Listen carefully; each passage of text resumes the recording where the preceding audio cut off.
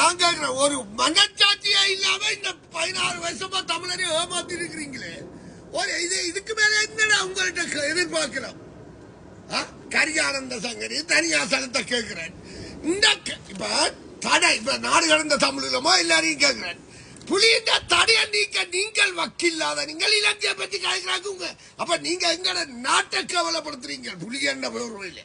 அப்படித்தானே நான் சொல்ல முடியும். இப்ப அனுரா என்ன செய்யணும்? நான் தீர்த்த தீர்ப்பின்படி இப்ப அனுரா பார்த்து சொல்ல வேண்டியது